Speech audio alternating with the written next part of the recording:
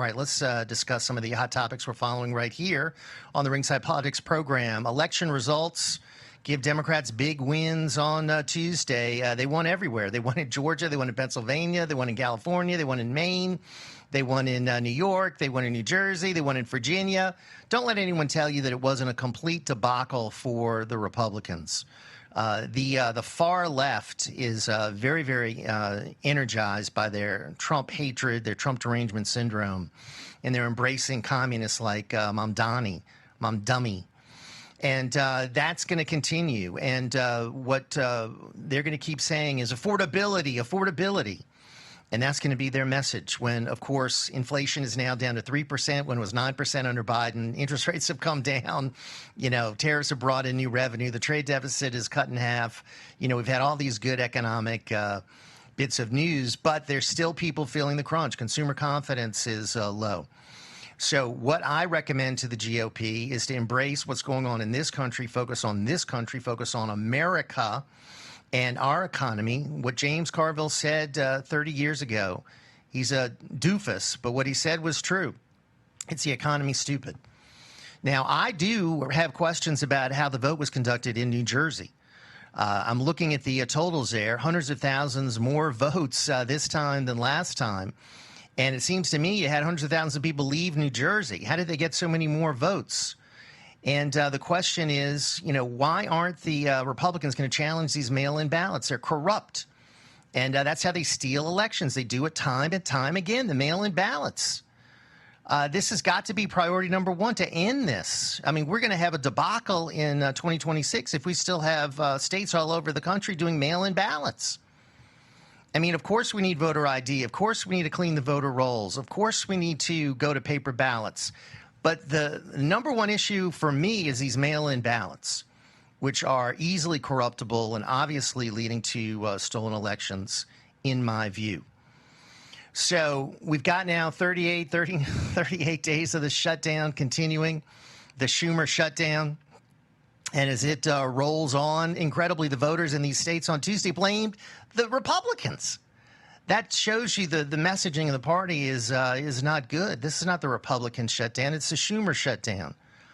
Of course, you have every liberal media outlet blaming the Republicans, and that's what they always do for shutdowns.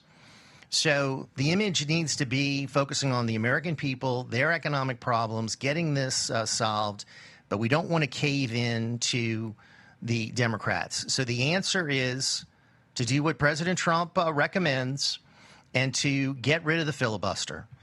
Because when the Democrats take back control, and they will one day, they're going to get rid of the filibuster because the moderates in the Democrat Party are gone, okay? Kristen Sinema, Joe Manchin, they're the ones that held on to the filibuster last time. Now it's just a bunch of left-wing crazies that are Democrats. When they take back control of the Senate, they're going to get rid of it. So why not get rid of it now so that we can deliver to the American people an agenda that we were voted to deliver? See, this is what happens whenever Republicans get into office. They don't deliver. President Trump is excluded, okay? He delivers. I'm talking about Republicans in Congress. That's why you out there have given them an F. What have they done? We passed a big, beautiful bill. What else? We still have term limits. We still have insider stock trading. They're still going on recess all the time. They haven't gotten to the major problems that this country is facing. All this good legislation hasn't been passed. So get rid of the filibusters. They can get something done and deliver for the American people. They were given a mandate. We got the Congress and the White House. We have to come through, or we're not going to get that kind of power again.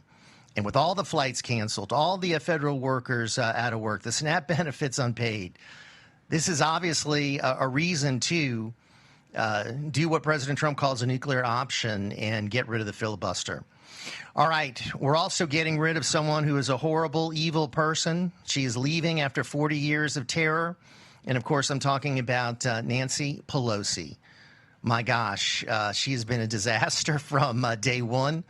The most partisan left-wing speaker in history. She was effective in keeping the Democrats in line. I'll never forget her actions during J6. She lied. I'll never forget her kneeling when the George Floyd issue came about. I'll never forget her tearing up President Trump's speech. Never forget her saying, "Oh, we got to pass Obamacare before we can learn what's in it."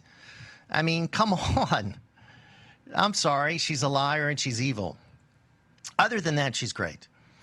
And then, of course, I want to give kudos to ICE, deportation setting a record under the Trump administration, and also detentions setting a record, 66,000 detentions now of illegal aliens. So we're deporting lots. We're keeping people behind bars that need to be kept behind bars. We're securing the border.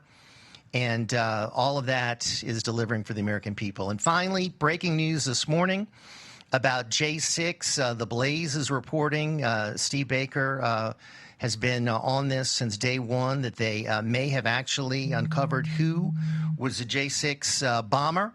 Could be a Capitol police officer. They say there's a 94% chance. Now, not everyone believes this is true, but we've been wondering what the scoop is about this J6 bomber.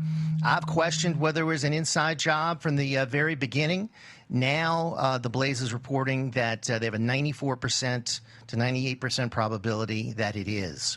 We'll have more for this on this in the days ahead, but it just validates everything that I've figured out what happened on J6. It was a scam. It was a setup. And this, if true, verifies that.